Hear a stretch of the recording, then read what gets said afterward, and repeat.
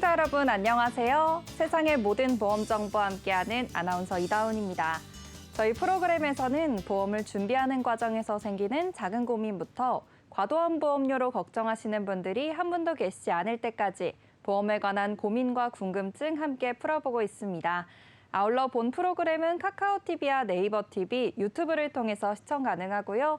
유튜브 검색창에 NBNTV 검색하시면 실시간 방송으로도 참여하실 수 있습니다.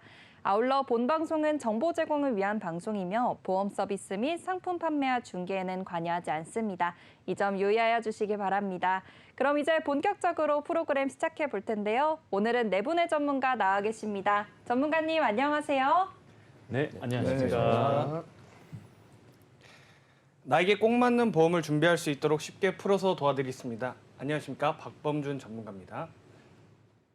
네, 안녕하세요. 고객님들에게 신뢰를 보답하는 최창원 전문가입니다. 네, 안녕하세요. 보험의 바른 길을 안내하고자 노력하는 장진호 전문가입니다. 네, 안녕하십니까. 바른 길을 도모하고 신중하게 말씀드리는 이유진 팀장입니다. 네, 네 분의 전문가님들과 인사 나눠봤습니다. 이제 본격적으로 오늘 칭찬보험들 확인해 볼 텐데요. 첫 번째로 칭찬받을 보험은 어떤 보험인지 화면으로 먼저 확인해 보시죠.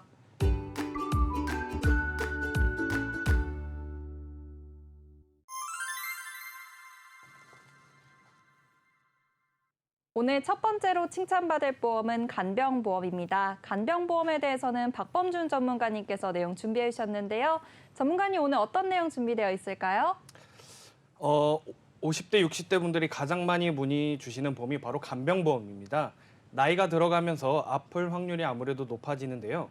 혹시 모를 교통사고나 내가 병에 걸려 아프게 되면 병원에서 누가 날 케어해 줄지에 대해 고민을 안 해볼 수가 없습니다. 아나운서님께서는 만일 병원에 입원했는데 간병이 필요한 상황이라면 어느 분께 부탁을 드리겠어요? 아직까지는 그런 생각을 해본 적이 없긴 한데요. 가족이나 아니면 가까운 지인들한테 좀 여쭤볼 것 같아요. 보통은 어떻게 생각하시나요? 네, 제가 상담을 진행해보면 많은 분들께서 보통 가까운 배우자나 가족을 먼저 떠올리십니다. 하지만 직장을 다니고 있는 배우자나 가족의 경우 2, 3일 또는 일주일 정도의 간병을 케어할 수 있지만 한 달 이상의 장기적인 간병 생활에 들어가게 되면 사실 간병인을 고용할 수밖에 없습니다. 네. 네, 전문가님 말씀 부탁드립니다. 네. 화면을 보시면 장기 간병을 할 경우 가족에게 짐이 되는 것이 66%로 많이 걱정을 하시는 부분이, 그리고 노후 자금을 간병비로 소진되는 것을 두려워하고 계십니다. 아나운서님은 간병인을 고용했을 때 하루 비용을 알고 계신가요? 제 친구의 부모님이 아프셔서 이제 간병인을 쓰고 계신데 간병 비용이 생각보다 굉장히 많이 드는 것 같더라고요. 그래서 많은 분들이 간병 비용으로 어려워하신다는 이야기를 들었습니다.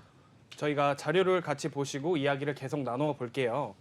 1일 기준 연도별 간병비 추이를 보면 기본 간병비가 꾸준하게 올라가고 있는 것을 볼 수 있는데요. 통계청 자료에 따르면 연도별 1일 평균 간병비는 2014년 8만 2천 원에서 2023년 12만 7천 원으로 올랐습니다. 12만 7천 원을 기준으로 한 달 30일을 계산해 보면 약 380만 원이라는 금액이 되겠네요. 한 달에 380만 원이 간병비로 내야 하는 돈이니 혹시라도 장기적으로 간병이 필요한 상태라고 한다면 가족 모두가 큰 경제적 부담을 오롯이 돌아오게 되겠죠. 아나운서님은 한 달에 380만 원 직접 들어보니까 어떠신 것 같으세요? 네, 380만 원이면은 일반 직장인들의 월급보다도 많을 수 있는 금액일 것 같은데요. 이렇게 들어보니까 굉장히 부담스러울 것 같습니다. 저 또한 그렇고 또 부모님도 미리미리 좀 준비를 해보셔야 할 것 같은데 이제 간병보험으로 준비를 할 수가 있는 건가요? 네, 그렇죠. 연봉 4천만 원의 직장인분들이 한 달 월급을 한 푼도 사용하지 않고 지출해야만 하는 금액이기 때문에 아무래도 부담스럽지 않다고 한다면 그건 거짓말이겠죠. 하지만 그럴 때 간병보험에 대해서 알고 계신다면 큰 도움을 받을 수 있으니까요. 지금부터 제 이야기를 조금 더 집중해서 들어주셔야 되겠습니다. 간병보험은 쉽게 말해 간병인을 보내주는 것이냐 아니면 간병비를 보내주느냐 이렇게 두 가지로 구분할 수 있는데 이것을 간병인 보험, 간병비 보험이라고 합니다. 간병인 보험은 내가 간병인이 필요할 때 보험회사에서 간병인을 보내주기 때문에 간병인을 직접 알아볼 필요가 없고 그래서 인건비 상승도 걱정할 필요가 없다는 점이 가장 큰 장점입니다. 다만 48시간 전에 간병인을 신청해야 해서 약 이틀간의 간병 공백기가 있기 때문에 병원 측에 따로 얘기해서 간병인을 요청하고 비용 부담을 하셔야 합니다. 또 갱신형을 판매하고 있어 갱신 시 보험료가 인상되니 갱신 주기는 긴 것을 선택하는 것이 유리합니다. 두 번째로 간병비 보험은 간병인 보험과 정반대라고 생각하시면 됩니다. 내가 간병인을 직접 고용해 비용을 지출한 후에 영수증을 첨부해 보험회사에 청구하는데 간병인 사용 일수만큼 보험금이 지급됩니다. 간병인을 직접 알아봐야 하는 번거로움이 있지만 비갱신으로 가입 가능해 보험료의 상승이 없다는 점, 그리고 신청 시간에 제한을 두지 않아 간병의 공백이 없다는 점이 가장 큰 장점입니다. 여기서 추가로 설명드리자면 간병비 보험은 이용하시는 병실에 따라 보험금 지급액이 다릅니다. 이것은 지금부터 더 자세히 말씀드리겠습니다. 모 보험사 제안서를 살펴보면 요양병원 제외, 요양병원, 간호간병 통합서비스 이렇게 세 가지로 나누어 있는 것을 볼 수 있는데요. 옆에 보시면 15만 원, 2만 원, 7만 원으로 가입 금액이 각기 다릅니다. 여기서 요양병원 제외는 우리가 평소에 이용하는 일반 병원을 의미하는데요. 일반 병원에 입원하여 간병인을 사용했을 때 1일 15만 원 지급된다는 것을 의미합니다. 그리고 두 번째, 요양병원은 치매, 파킨슨병 등의 노인성 질환으로 24시간 보호자가 필요한 환자가 많이 이용하는 의료기관입니다. 1일 간병인 사용 시 2만 원이 지급된다고 나와 있습니다. 장기 입원 환자의 같은 경우에는 요양병원도 많이 이용하시기 때문에 간병보험을 선택하실 때 일반 병원뿐만 아니라 요양병원의 보장 여부와 보장 금액도 확인하시면 도움이 되겠습니다. 그리고 마지막으로 간호간병 통합서비스 병동에 입원하여 치료를 받는 경우는 1일 7만이 지급된다고 나와 있습니다. 아나운서님, 혹시 간호간병 통합서비스에 대해 들어보셨다면 어느 정도 알고 계신지 궁금합니다. 네, 아무래도 병원 같은 데서 팜플렛으로 많이 홍보를 하고 있는 걸 제가 본 적이 있는데요. 간호사 같은 전문 인력이 간병을 해주는 서비스라고 알고 있습니다. 네, 맞습니다. 보건복지부에서 말하는 간호간병 통합서비스의 제도 설명입니다. 제가 한번 읽어보겠습니다. 간호간병 통합서비스는 가정의 간병비 부담을 덜고자 국가에서 시작한 정책인데요. 간호간병 통합서비스 병실에는 보호자나 개인 간병인이 상주할 수 없고 대신 간호사와 간호조무사가 그 역할을 수행합니다. 요즘 개인 간병인 고용하게 되면 하루 간병비가 12만 원에서 15만 원 정도 수준이라고 하는데 간호간병 통합서비스 병동은 건강보험료가 적용되어 그 비용이 일반 병실료에 약 2만 원가량 추가하시면 된다고 보시면 됩니다. 실손 의료비에서도 보장을 받으실 수 있어 간병비를 네. 부담을 줄일 수 있습니다. 그렇죠. 이렇게 간호간병 통합 서비스를 이용하면은 일반 병동보다 2만 원만 더 내면은 서비스를 이용할 수 있다고 하니까 비용적인 측면에서는 훨씬 더 유리하게 사용할 수 있는 서비스일 것 같습니다. 병실 이용료가 아무래도 저렴하기도 하고 또 실손 의료비에서 어느 정도 보장을 해준다고 하니까 굉장히 좋은 서비스라는 생각은 드는데요. 그렇다면 이런 서비스를 이용할 수 있다면 굳이 간병보험이 크게 필요하지 않지 않을까요? 네. 물론 그렇게 생각하실 수도 있습니다. 현재 운영되고 있는 간호간병 통합서비스 병동의 경우 누구나 이용할 수 있지만 거동이 불편한 경우 또는 치매와 같이 보호자가 24시간 상주해야 하는 질병의 환자는 이용이 제한되고 있습니다. 이런 분들을 집중치료가 필요한데 간호사와 간호조무사가 한 병실에 5번에서 여러 차례 환자들을 모두 케어하기가 쉽지가 않습니다. 보통 수술하시고 나면 수술 부위의 회복 때문에 움직임을 제한하기 위해 소변줄을 꼽고 계시기도 해요. 이런 경우에도 이용이 제한되는 병원이 있기 때문에 수술이나 입원 계획이 있으시다면 미리 간호간병 통합 서비스 병동을 운영하고 있는 병원과 입소 조건에 대해 알아보시고 서비스를 이용하시면 되겠습니다. 네, 간호간병 통합 서비스가 굉장히 좋은 서비스 같긴 한데 이용이 제한되는 경우가 있다 보니까 여러분들께서도 잘 알아두고 계시는 게 도움이 되실 것 같습니다. 그렇다면은 간호간병 통합 서비스 병동이 운영되는 병원이 지금 제한적이라고 말씀을 해주셨는데 이런 병원을 알아보는 방법이 따로 있을까요? 네, 제가 직접 국민건강보험공단 홈페이지를 들어가 매뉴얼을 만들어 봤습니다. 상단에 건강인을 누르시고 좌측 병의원 정보를 누르시면 간호간병 통합서비스 병원 찾기가 보입니다. 그리고 가운데 살고 계시는 지역이나 방문하시려는 병원이 있는 지역에 시와 도를 입력해 검색하시면 아래와 같이 결과가 나옵니다. 네. 저는 이렇게 찾는 지역에 5개의 병원을 찾을 수 있었는데요. 연락처 위치, 휴무 여부까지 상세히 나와 있는 것을 확인할 수 있습니다. 그리고 휴대폰에서도 건강보험공단을 들어가셔서 비슷한 방법으로 검색이 가능하니 시간 되실 때 미리 한번 해보시는 것도 좋을 것 같습니다. 네, 국민건강보험공단 홈페이지에 들어가면은 이렇게 간호간병 통합 서비스를 제공하고 있는 병원에 대해서도 확인해 볼 수가 있고요. 컴퓨터뿐만 아니라 휴대폰 어플로도 사용이 가능하다고 하니까 여러분들께서도 한번 검색해 보시면 도움이 되실 것 같습니다. 그럼 오늘 이 간호간병 통합 서비스랑 간병보험에 대해서 말씀해 주셨는데 오늘 내용 좀 중요한 내용이 있던지 아니면 좀 팁이나 요약 같은 것들 간단하게 해주시면 좋을 것 같습니다. 네, 제가 간병보험에 대해 마지막으로 정리해드리겠습니다. 첫째, 간병인과 간병비 보험의 장단점이 각기 상반되오니 보험의 특징과 장단점을 꼭 확인하셔서 나에게 맞는 맞춤 보험을 준비하셔야 합니다. 두 번째, 간병비 지원 보험은 일반 병원, 요양병원, 간호간병 통합 서비스 사용 일당이 각각 다르게 보장됩니다. 각 병원의 병실별 특징을 구분하셔야 제대로 된 보장을 준비할 수 있습니다. 세 번째, 간호간병 통합 서비스 병동은 이용료가 저렴하지만 중증 질환이나 거동이 불편하여 24시간 보호자와 상주가 필요한 경우 해당 서비스의 이용이 제한되기 때문에 반드시 미리 알아보시고 준비하시는 게 좋겠습니다. 네, 오늘 박범준 전문가님께서 간병보험에 대해서 설명해 주셨는데요. 체크리스트까지 말씀해 주셨습니다. 간병인 지원, 간병비 지원을 먼저 확인을 해보시고요. 간병비 지원보험의 이용 병실 사용 일당 금액도 확인해 보시는 게 좋겠습니다. 마지막으로 간호간병 통합 서비스까지 말씀해 주셨으니까요. 오늘 내용 많은 도움 되셨으면 좋겠습니다. 그럼 간호 서비스, 우리 간병보험에 대해서는 여기서 마무리하도록 하고요. 다음으로 칭찬받을 보험은 어떤 보험인지 화면으로 먼저 확인해 보도록 하겠습니다. 네, 두 번째로 칭찬받을 보험은 암보험입니다. 암보험에 대한 내용은 오늘 최창원 전문가님께서 내용 준비해 주셨는데요. 오늘 어떤 내용 준비되어 있을까요? 네, 오늘은 암보험 준비의 중요성과 방향성에 대해 안내드리려 합니다. 네, 그렇군요. 그런데 암보험은 중요하다고 많은 분들이 이미 생각을 하셔서 저도 그렇고 보통 다 준비되어 있지 않으신가요? 네, 맞습니다. 하지만 예전 암보험은 특약의 선택지가 다양하진 않았다고 말씀드릴 수 있는데요. 이제 때문에 암 진단비, 암 수술비, 입원비 이렇게 정도로만 구성해서 가입하신 분들이 많았습니다. 네, 맞아요. 저도 예전에 가입을 해서 그렇게 가입이 되어 있는 것 같은데 요즘엔 또 다른 새로운 게 나왔을까요? 네, 그리고 이제 요즘 암 같은 경우엔 국가에서 지원을 많이 해주다 보니 많은 분들이 실손 의료비와 암 진단비만 있으면 충분하다는 생각하시는 경우가 많더라고요. 여기서 제가 말씀드린 국가에서 암 환자들에게 지원해주는 제도가요.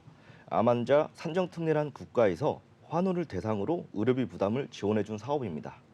2005년부터 시행되어서 치유 비용을 절감할 수 있는 제도인데요. 보건복지부에서 고시한 사항을 근거하여 5년간 본인 부담률 5%가 적용됩니다. 종료 시점에도 재등록이 가능하고요. 희귀 중증 난치 질환을 판정받고 40일 이내 신청하면 됩니다. 하지만 적용되지 않는 항목도 있습니다.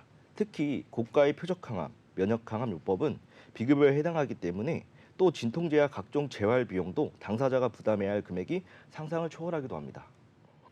이렇게 이제 생계를 위한 수단도 보호되지 않는다는 점에서는 현실 사이에는 괴리가 있습니다.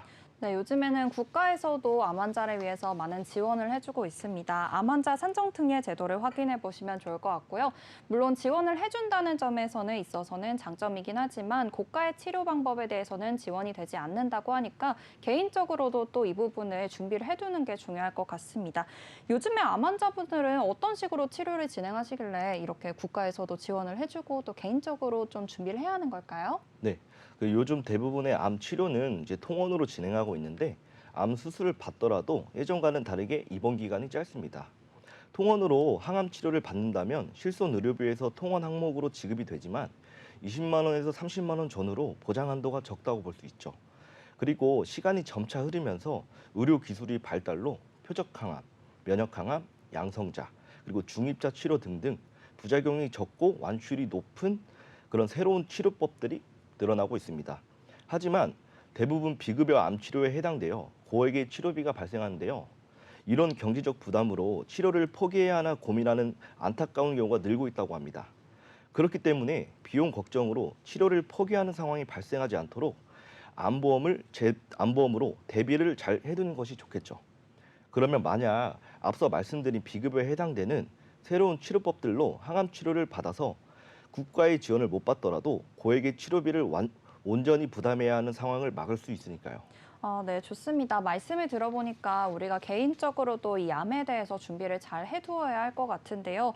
아까 보여주셨던 자료에서 이 한 달 평균 암 치료 비용이 400만 원이 넘어간다는 자료까지 보여주셨습니다.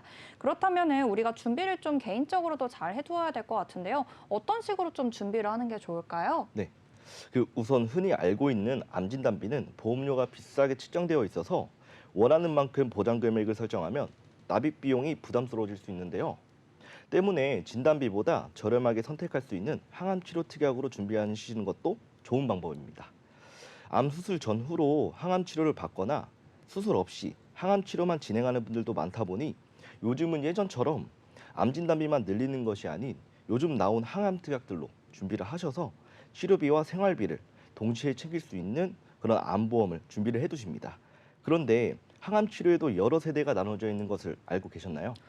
네, 아무래도 진단비가 비싸다 보니까 이 항암 치료에 대해서 잘 알고 있어야 할 것 같은데 이게 분류가 되어 있는지는 지금 알았어요. 어떤 식으로 좀 분류가 되어 있는 걸까요?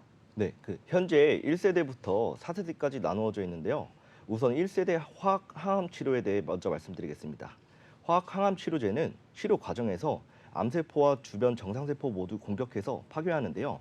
때문에 이제 구토, 설사, 탈모, 발열 등 심한 부작용으로 일상생활을 하기 힘들다는 단점이 있습니다. 그래서 이러한 단점을 보완해서 나온 것이 바로 2세대 표적항암 치료입니다. 암세포만 표적으로 잡아서 공격을 해서 파괴하는 방식이다 보니 1세대의 부작용이 없습니다. 다만 지속적으로 받다 보면 암세포가 약물에 내성이 생겨서 장기적으로 치료를 할 경우 효과가 떨어지게 됩니다. 또 모든 암에 대해 항암 치료제가 개발되어 있지 않기 때문에 몇 가지 암에 대해서만 치료가 가능하며 누구나 다 받을 수 있는 것이 아니라 그 암에 대한 표적 인자를 갖고 있는 환자에게만 쓰일 수 있다는 단점이 있습니다. 3세대 면역항암 치료인데요. 면역항암 치료제는 우리 몸의 면역 체계를 활성화시켜서 암 세포가 인체의 면역 체계를 회피하지 못하도록 하여 암 세포를 더 잘 인식하고 스스로 제거할 수 있도록 만드는 것입니다. 1세대, 2세대의 부작용을 보완한 치료라고 보시면 됩니다. 다만 면역항암 치료제의 경우 효과가 나타나기 전까지 오랜 기간이 걸리고 특정 단백질이 충분히 발현되지 않으면 효과가 낮을 수 있습니다. 그리고 면역 기능이 활성화되어 자가 면역 질환과 유사하게 면역 세포가 정상 세포를 공격하는 부작용을 일으킬 수도 있습니다. 네, 좋습니다. 1세대부터 3세대 치료에 대해서 알아봤는데요. 1세대는 화학항암 치료, 2세대는 표적항암 치료, 3세대 면역항암 치료까지 모두 알아봤습니다. 3세대에서 끝이 아니라 또 4세대 치료까지도 있다고 하는데 이 4세대 치료는 어떤 건가요? 네, 마지막으로 말씀드릴 치료는 항암제는 아니고 치료법인데요. 바로 꿈의 암 치료라 불리고 있는 중입자 치료입니다. 탄소 입자를 이용한 방사선 치료의 하나로 양성자 치료에 사용되는 수소 입자보다 12배 무거운 탄소 입자를 가속시켜 암 세포만을 조준해 파괴하는 최신 치료 기법입니다. 이미 일본이나 독일 등 다른 나라에서 운영되고 있었는데요. 우리나라는 작년 연세암병원에 처음으로 도입이 되어 치료를 받고 암종이 사라진 첫 환자분이 나오기도 했죠. 현재는 전립선암을 대상으로 시행하고 있지만 대상 암종을 늘려나갈 계획이라고 합니다. 치료 시간은 1회당 약 20분 내외로 짧고 기존 항암 방사선 치료보다 2배에서 3배 높은 치료 효과를 보이면서 부작용이 거의 없어서 일상생활에 지장이 없다는 점, 그리고 완치율이 높다는 점이 가장 큰 장점입니다. 하지만 단점은 바로 치료 비용입니다. 전체적인 총 비용이 5천만 원에서 5,500만 원 정도로 발생하는데 비급여 항목이다 보니까 전액 환자가 내야 한다. 경제적인 부담이 크게 다가오죠. 사실 비용은 표적항암 치료부터 중입자 치료까지 전부 공통된 문제입니다. 현재 2세대인 표적항암 치료제 중에서도 비급여로 등록된 약물들이 매우 많습니다. 국가에서도 항암 치료에 대한 부담을 줄여주기 위해 지원을 아끼지 않는 건 사실이지만 만약 표적항암 치료를 받았고 사용한 약물이 비급여에 해당된다면 산정 특례 대상이 되지 않기 때문에 전액 환자가 부담해야 하는데요. 그럼 암 진단비와 실손 의료비로는 한계가 있을 수밖에 없죠. 네, 벌써 4세대까지 치료법이 나와 있는데 2세대 치료 방법 중에서도 비급여인 항목들이 많고 비급여이기 하면은 산정특례 대상이 되지 않기 때문에 환자 개개인이 이렇게 우리가 준비를 해야 하는 상황인 것 같습니다. 얘기를 다 들어보니까 참 복잡하기도 하고요. 용어들도 너무나 생소한데 오늘 내용 좀 간단하게 정리 부탁드려요. 네네. 그 설명드린 부분들을 종합적으로 정리하자면 아직도 비급여에 해당되는 치료법들이 많이 시행되고 있기 때문에 항암 치료에 대해서 보험을 충분히 준비해 두어야 된다고 말씀드리고 싶습니다. 뿐만 아니라 나중에 항암 치료를 받는다면 이 중 어떤 치료를 받게 될지 알 수 없기 때문에 다양한 치료 특약들로 준비하는 것을 추천드리며 암 진단비와 금액을 조정하면 충분히 현재 내고 있는 보험료에 맞춰 준비하실 수 있을 겁니다. 보험은 실체가 없는 보이지 않는 자산입니다. 닥치기 전까지 실감이 나지 않고 그냥 고정적인 지출로만 생각되는 경우가 많습니다. 하지만 정말 우연한 사고나 질병 앞에서는 한 사람의 인생뿐만 아니라 막대한 의료비 그리고 간병 비용 지출 등으로 한 가정을 풍비박산이 날 수도 있습니다. 꼼꼼하게 준비된 보험은 치료비를 충당할 수도 그리고 치료 과정 중 닥칠 소득 감소에 대한 불안도 해소할 수 있지만 가장 기본적이고 소중한 자산 중에 하나입니다. 오늘 말씀드린 내용을 참고하시고 가장 흔하게 발생하는 암보험을 빈틈없이 잘 가입하셔서 치료비 부담 없이 치료받을 수 있게 준비하시길 바랍니다. 네, 좋습니다. 암보험에 대해서 최창한 전문가님께서 내용 말씀해 주셨는데요. 듣다가 보니까 제가 좀 궁금해지는 게요. 암보험이 굉장히 복잡한 것 같아요. 진단비도 우리가 어느 정도로 설정해야 할지 좀 고민이 되고 치료비도 어떤 특약들을 넣어야지 좋을지 고민이 되는데 전문가님께서 지금 꾸려가고 있는 암보험은 진단비는 어떻게 가지고 가시고 또 내 치료법은 어떤 걸로 꾸려나가고 있으신지 말씀해 주실 수 있을까요? 네, 이제 저 같은 경우에는 이제 암보험을 준비하는 과정에서는 과거에 알았던 질병이나 아니면 가족력이 가장 중요하다고 생각을 합니다. 이제 저 같은 경우는 이제 암 쪽으로는 가족력이 있다 보니까 암 쪽으로는 이제 암 진단비는 3억 정도로 생활비를 좀 보충을 하였고 그리고 아까 말씀드렸던 1세대, 2세대, 3세대, 4세대 이런 특약들로 보장받을 수 있는 항암 특약들을 2억 정도를 제가 준비를 해두어서 치료비까지 보장이 되게끔 이렇게 준비를 해두었습니다. 네, 진단비 3억이면은 그래도 우리가 정말 치료도 받고 몇 년 동안 쉬면서 좀 힐링을 할 수 있는 시간까지 벌어 놓았다고 생각을 해볼 수 있을 것 같습니다. 그럼 우리가 이렇게 암보험에 대해서는 오늘 내용 여기서 마무리하도록 하고요. 다음으로 칭찬받을 보험은 어떤 보험인지 화면으로 먼저 확인해 보겠습니다.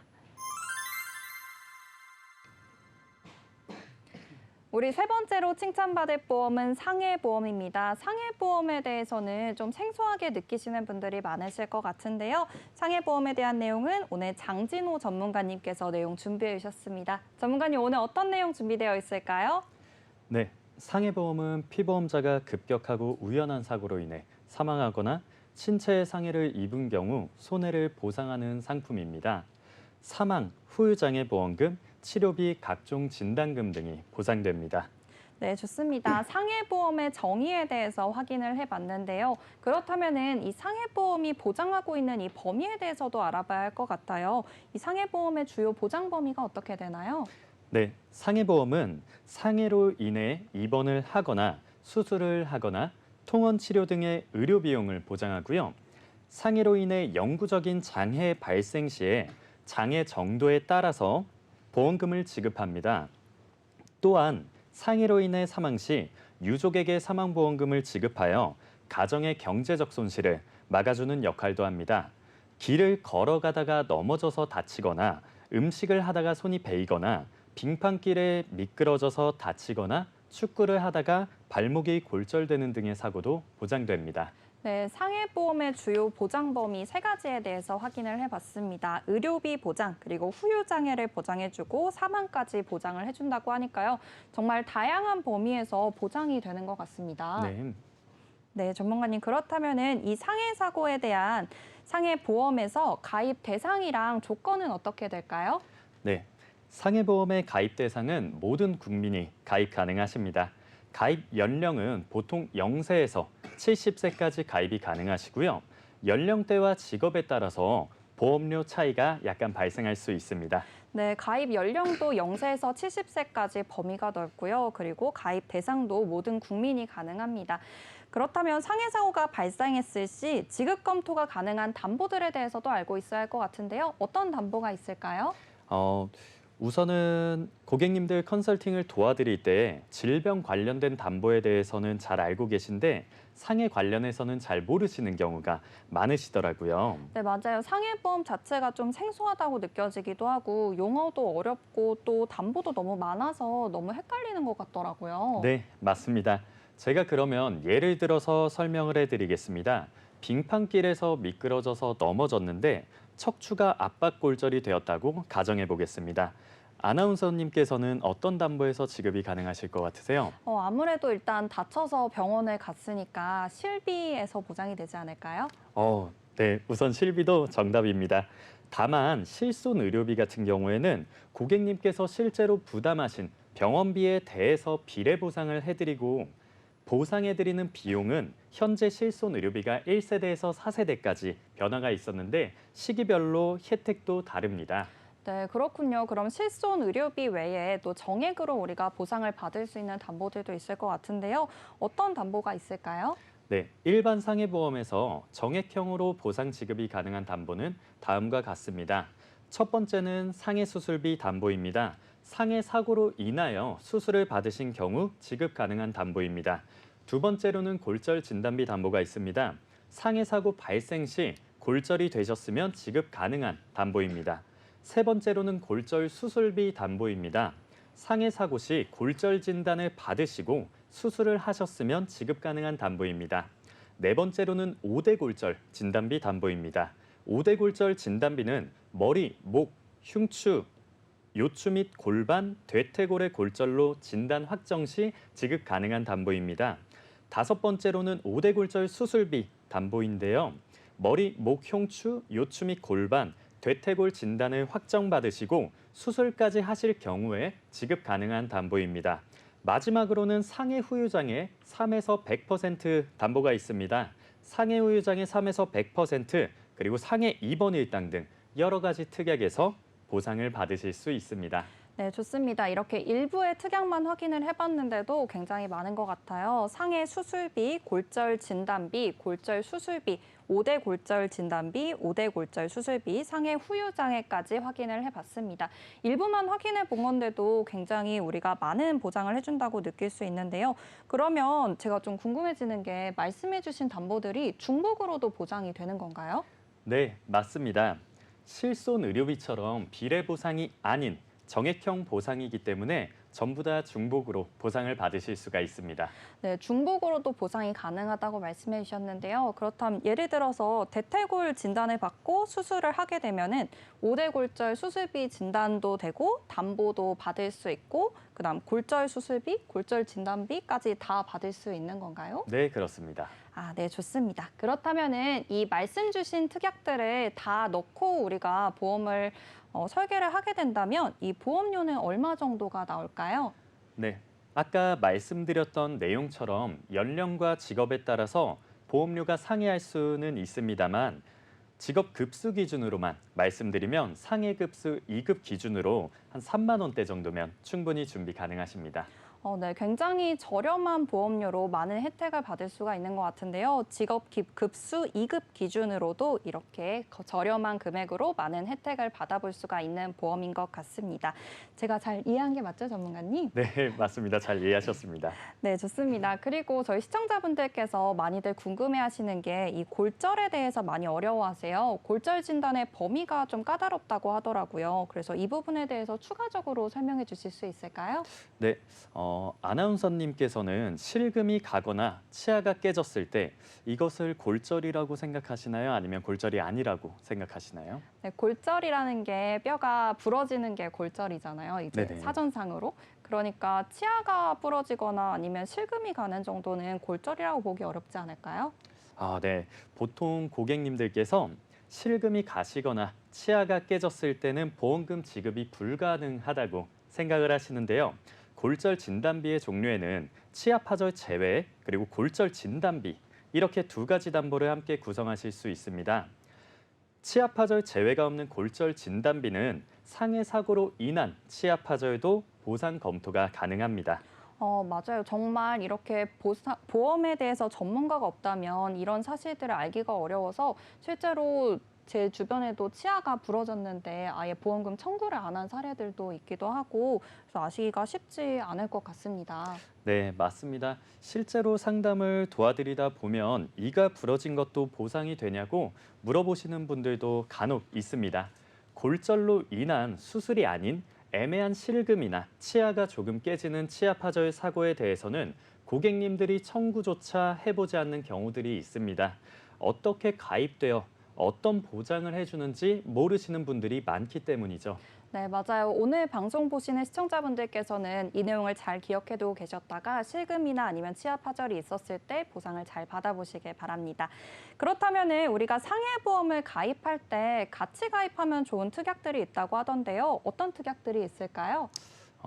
개인적으로는 일상생활 배상 책임이라는 특약을 손꼽고 싶습니다. 네, 일상생활 배상 책임 저도 참 많이 들어본 단어인 것 같은데요. 근데 용어 자체가 좀 길어서 네. 어렵게 느껴지는 것 같아요. 네, 맞습니다. 그래서 이거를 추천해 주시는 특별한 이유가 있을까요? 네, 우선 일상생활 배상 책임보험 같은 경우에는요. 이 특약 하나의 가격만 따졌을 때 월 1,000원에서 2,000원 정도의 아주 적은 납입보험료를 자랑하고 있습니다. 그런데 적은 납입보험료로 많은 혜택을 보실 수 있기 때문에 추천드리고 있는데요. 예를 들어서 우리 집에서 아랫집으로 발생한 누수 사고 시 아랫집 수리비, 길을 걷다가 실수로 다른 사람의 손을 쳐서 휴대폰이 바닥에 떨어져 파손된 경우 휴대폰 수리비, 강아지를 키우시는 견주분들께서 반려견과 함께 산책을 하시다가 우리 집 강아지가 누군가를 다치게 하였을 때 피해자 치료비 등 보상 범위가 아주 넓기 때문에 강력 추천드리고 있습니다. 네, 일상생활 배상 책임의 경우 이 용어 그대로 일상생활에서 일어날 수 있는 사건에 대해서 보장을 해주는 특약이기 때문에 정말 중요한 특약이라는 생각이 듭니다. 네, 맞습니다. 오늘 방송 보시는 분들께서는 꼭 본인이 가입하신 상해보험에 대해서 점검을 받아보셨으면 좋겠습니다. 네, 잘 몰랐었던 내용들도 많은데요. 오늘 이렇게 친절하게 말씀해 주시니까 더 잘 이해가 되는 것 같습니다. 네, 좋은 말씀 감사드립니다. 네, 마지막으로 상해보험을 가입한 이후에도 보험사에 알려야 할 내용이 있다고 하던데요. 어떤 내용인가요? 네, 통지 의무에 관련된 내용인데요. 상해보험 가입 후 보험사에 꼭 알려야 하는 부분은 직업이나 직무가 변경이 되었을 경우 보험사에 반드시 알리셔야 합니다. 직업 또는 직무 변경에 따라 위험 등급이 변경되는 경우 보험료가 일단 변경될 수 있으며 담보 한도가 정해지기 때문에 직업이 변경된 내용을 알리지 않아 통지 의무를 위반한 경우에는 직업군에 따라서 특약의 가입 금액이 감액되거나 삭제될 수 있고 계약이 강제 해지까지도 될 수 있습니다. 대표적인 직업 예시로는 1급 회사 사무직 종사자, 2급 자영업자분들, 그리고 3급 화물차 운전자 등이 있습니다. 직업뿐만 아니라 오토바이 운전 여부, 주소지 변경 등도 꼭 보험사에 알려주셔야 하는 중요한 사항 중 하나입니다. 네, 좋습니다. 통지 의무에 대해서도 알아봤는데요. 오늘 상해보험에 대한 전반적인 내용들에 대해서 확인을 해볼 수 있었습니다. 오늘 내용 우선 간단하게 정리 부탁드려도 될까요? 네, 일단 첫 번째로는 상해보험에 대한 말씀을 드렸는데요. 저희가 갑작스럽게 다쳐서 보상을 어떻게 받을 수 있는지 보험에 대해서 점검을 하셨으면 좋겠고요. 중점적인 부분은 골절 진단비, 골절 수술비, 5대 골절 진단비, 5대 골절 수술비, 그리고 상해 후유장애 담보들이 있고요. 두 번째로는 일상생활 배상 책임이라는 가성비 특약이 있는지 없는지를 꼭 챙기셨으면 좋겠습니다. 그리고 마지막 세 번째로는 보험을 가입하고 나서 혹시나 직업이 변경이 되고 이사를 가게 되어 주소지 변경이 되었을 때는 꼭 보험사에 전화를 하시어 통지 의무에 대한 부분까지도 지켜 나중에 보상을 받으실 때 문제가 없게끔 잘 준비하셨으면 좋겠습니다. 네, 좋습니다. 상해보험에 대한 전반적인 내용들에서 알아봤는데요. 저희 시청자분들께서 이 상해보험을 말씀하실 때 가장 궁금해하시는 것 중에 하나가 이 재해로 인한 사고로 우리가 상해를 겪었을 때도 보장이 되는지를 궁금해하시는데요. 네. 보장이 되나요? 특약의 약관에 따라서 내용이 좀 달라지는데요. 재해 상황에서 보장을 해주는 상품들은 거의 대부분 생명보험사의 상해 상품들에 들어가 있습니다. 그래서 자세한 부분은 약관을 확인하시는 게 가장 중요할 것 같고요. 하나의 팁을 드리자면은 내 담보가 특약의 이름이 상해 담보인지 아니면 재해 담보인지를 체크하시는 게 중요할 것 같습니다. 네, 좋습니다. 오늘 많은 팁 얻어가는데요. 상해 담보라고 되어 있는지, 재해 담보라고 되어 있는지 본인의 보험 약관을 확인해 보시는 것이 좋겠습니다. 그럼 우리 상해 보험에 대해서는 여기서 마무리하도록 하고요. 다음으로 칭찬받을 보험은 어떤 보험인지 화면으로 먼저 확인해 보겠습니다. 마지막으로 칭찬받을 보험은 재가급여 보험입니다. 재가급여 보험에 대한 내용은 이유진 전문가님께서 내용 준비해 주셨는데요. 전문가님 오늘 어떤 내용 준비되어 있을까요? 네, 사람은 나이가 들면서 가장 걱정하는 질병이 무엇일까요? 아무래도 좀 나이가 들면서 여러 질병들이 생기는데 암이나 심장 쪽 질환도 걱정이 될 것 같고 또 요즘에는 치매에 대해서도 많이 걱정하시는 것 같아요. 네, 맞습니다. 치매는 이제 아무래도 본인보다 가족, 친인척이 고생하기 때문에 가장 걱정을 많이 하신다고 하시는데요. 오늘 제가 말씀드릴 내용은 재가급여 보험에 대해서입니다. 네, 재가급여 보험이요. 이름이 좀 길기도 하고 한자로 되어 있는 것 같아서 어떤 보험인지 잘 모르겠어요. 어떤 보험인가요? 네, 재가급여 보험이란 먼저 설명드리기에 앞서서 먼저 노인 장기요양 보험 제도를 먼저 알아야 되는데요. 이제 노인 장기 요양 보험 제도에 대해서 혹시 알고 계실까요? 노인 장기 요양 보험 제도 이것도 마찬가지로 이름이 굉장히 깁니다. 하지만 제가 방송을 좀 공부를 하면서 이 용어에 대해서는 알고 있는데요. 일상생활을 하기 어려워서 도움이 필요한 만 65세 이상의 어르신들을 위해서 서비스를 제공해주는 제도 이 정도로 알고 있습니다. 맞습니다. 먼저 고령이나 노인성 질병 등의 사유로 일상생활을 혼자서 수행하기 어려운 노인 등에게 신체활동 또는 가사활동 지원 등의 장기요양급여를 제공하면서 노후의 건강 증진 및 생활 안정을 도모하고 그리고 가족의 부담을 덜어줌으로써 국민의 삶은 질을 향상하도록 목적으로 시행하는 사회보험 제도인데요. 65세 어르신뿐만이 아니라 65세 미만 질병을 가지신 분들도 노인성 질병을 가지신 분들도 6개월 이상 일상생활 수행이 어려운 분들도 노인 장기요양 보험을 신청할 수 있습니다. 네, 만 65세 이상뿐만 아니라 65세 미만의 경우에도 노인성 질병을 가지신 분들은 신청이 가능하다고 말씀해 주셨는데요. 그럼 노인성 질병에는 어떤 것들이 있을까요? 네, 노인성 질병이라선 알츠하이머병에서 치매, 혈관성 치매, 그리고 지주막하 출혈, 대뇌출혈, 뇌경색증 출혈 또는 경색증으로 명시되지 않은 뇌졸중, 그리고 기타 뇌혈관 질환, 달리 분류된 뇌혈관 장애, 뇌혈관 질환의 후유증, 그리고 파킨슨병, 2차 파킨슨증, 중증 후유증 진정 등이 있습니다. 이 조건에 해당되게 되면은 국민건강보험공단에 장기 요양 인정 신청을 하고 공단에서 직원이 파견해 일상생활활동 기준표를 통해 체크를 하면은 1등급에서 5등급 정도로 판정이 이루어집니다. 여기서 5등급 이상 판정을 받는다면은 내가 가입한 금액만큼 매달 보장을 받는 재가급여 보험이라고 합니다. 네, 좋습니다. 재가급여 보험에 대해서 간략하게 알아봤는데요. 재가급여 보험은 우선 받기 위해서는 이 요양 등급이 5등급 이상 판정을 받아야 하는데 요양 등급 판정을 받기 위해서는 국민건강보험공단에 신청을 해야 한다. 이렇게 말씀을 해주셨습니다. 그렇다면 이 기준에 대해서도 우리가 좀 알아봐야 할 것 같은데요. 5등급을 받으려면 기준이 어떻게 되나요?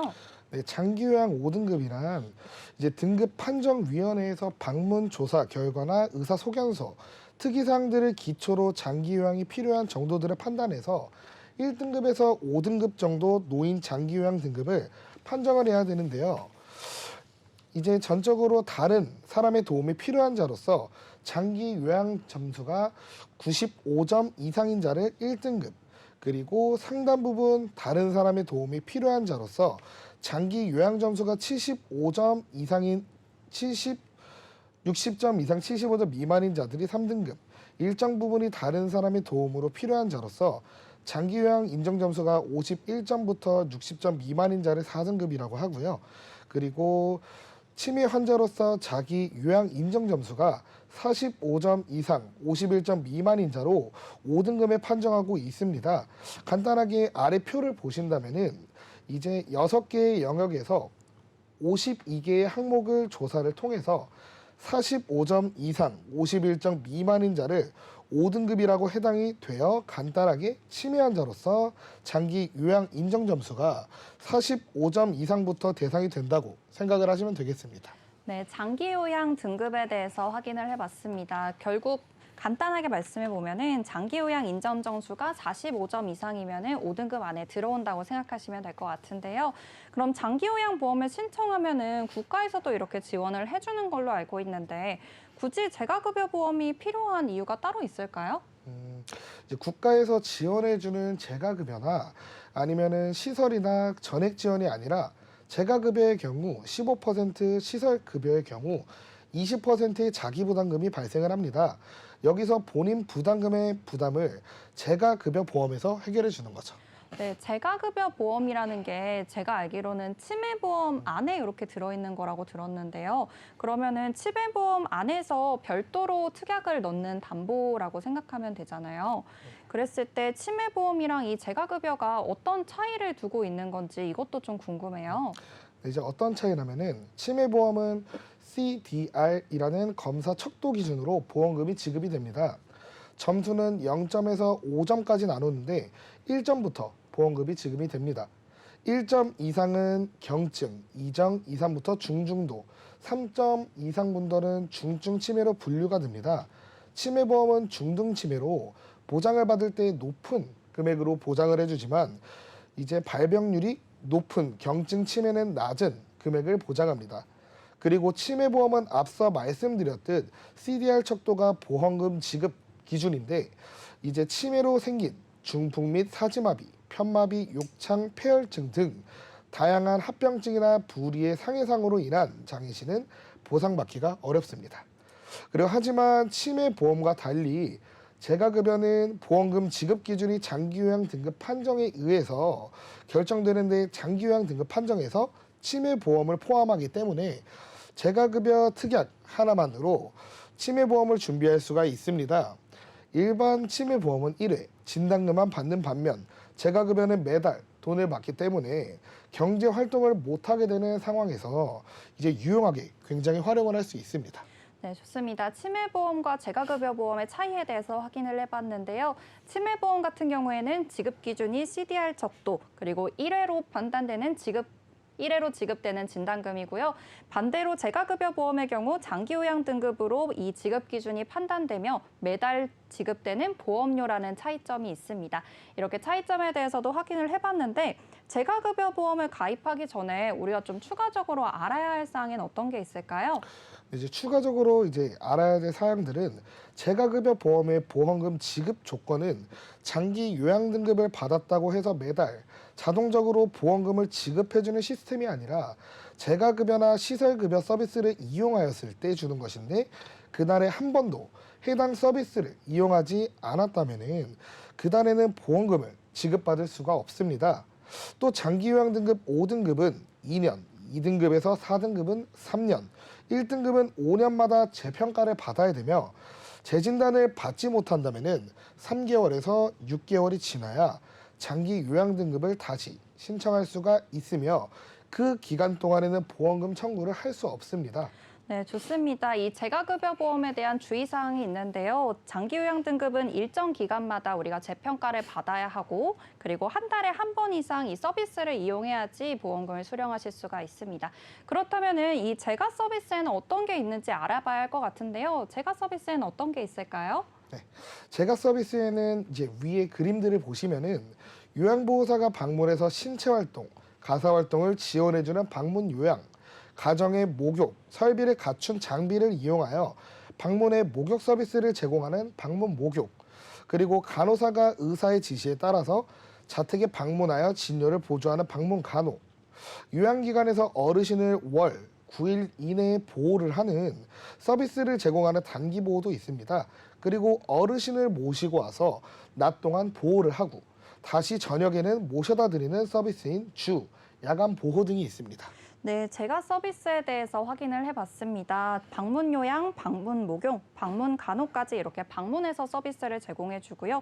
그리고 단기 보호와 주 야간 보호 서비스까지 모두 확인을 해봤습니다. 그렇다면은 방금 말씀 주셨던 내용에서 확인을 해보면 장기 요양 등급 판정을 받았다 하더라도 제가 서비스를 한 달에 한 번 이상 받지 않으면은 보험금 수령이 힘들다고 말씀 주셨잖아요. 이 다른 우리가 이외의 사례는 없는 걸까요? 그건 아닙니다. 이제 장기요양 등급에서 제가 서비스를 이용하지 않더라도 건강보험공단에서 지정한 사업소에서 미끄럼, 방지 패드 같은 복지용구 제품을 한 개 이상 구매를 하신다면은 이제 서비스 이용으로 인정이 돼서 월 가입 금액을 받을 수가 있습니다. 네. 이렇게 서비스를 집에서 받지 않는다 하더라도 복지용구 구입으로 서비스 이용을 대신할 수 있다는 점까지 확인을 해봤습니다. 그럼 장기요양 등급을 5등급 이상 받는 것이 우선 보험금 청구 조건이 될 텐데요. 그러면 장기요양 등급 인정 신청이랑 또 판정 절차는 어떻게 되는지 알고 있어야 할 것 같아요. 우리가 어떤 방법으로 신청을 진행할 수 있는 건가요? 네, 이제 신청 방법은 간단하게 장기요양 인정 신청서를 대상자가 공단에 이제 소견서를 첨부해서 장기요양 인정 신청서를 제출을 해야 됩니다. 이때 신청서는 본인이 직접 하시거나 가족 혹은 친족, 본인과 가족의 동의를 받은 사회복지 전담 공무원분들이나 아니면 시장님, 군수, 구청자들이 지정하는 자들이 신청이 가능합니다. 네, 좋습니다. 본인뿐만 아니라 아무래도 다른 사람들의 도움이 필요한 경우가 많다 보니까 본인 이외에 동의를 받은 다른 분들도 신청을 대신해 줄 수가 있는 것 같은데요. 그렇다면은 이 판정 절차는 어떻게 이루어지는지도 알아야 될 것 같아요. 판정 절차는 어떻게 이루어지나요? 이제 판정 절차에 따라서는 간단하게 이제 공단 소속 직원이 방문하여서 이제 평가를 실시하는데 여기서 공단 소속의 직원들은 주로 사회복지사, 간호사, 이제 이들이 장기요양 인정조사표에 따른 조사 항목을 기준으로 평가를 한다면은 등급 판정위원회에서 30일 이내로 최종적으로 등급을 판정할 수가 있습니다. 네, 좋습니다. 재가급여 보험에서 우리가 전반적인 내용은 알아봤는데요. 그렇다면 암에 걸렸던 분들도 가입이 가능한지 궁금해요. 이제 암에 걸렸던 분들에서는 일반 보험의 경우에서는 입원, 수술이나 혈압약, 당뇨약을 복용 중에는 유병자 상품으로 준비할 수 있는데 치매보험의 재가급여 보험은 약 복용 유무 아니면 입원 수술을 따지지 않고 뇌졸중이나 인지 능력 등 병력이 없다면 가입이 가능합니다. 이제 오늘 말씀드린 내용을 참고하셔서 나를 위한 보험도 좋지만 가족과 주변을 위한 재가급여 보험도 꼭 준비해 주시는 게 좋습니다. 네, 재가급여 보험에 대한 전반적인 이야기 들어봤습니다. 오늘 내용 간단하게 정리 부탁드리도록 하겠습니다. 오늘 내용은 이제 재가급여 보험에 대해서 설명을 드렸는데요. 이제 재가급여 보험은 집에서 받을 수 있는 서비스의 일종입니다. 이제 국가에서 검사를 해서 그리고 재가급여 서비스를 따로 받을 수 있는 것을 전체적으로 알려드렸습니다. 네, 좋습니다. 오늘 4가지 보험에 대해서 알아봤는데요. 간병보험, 그리고 암보험, 상해보험, 재가보험까지 이렇게 총 4가지의 보험에 대한 이야기 나눠봤습니다.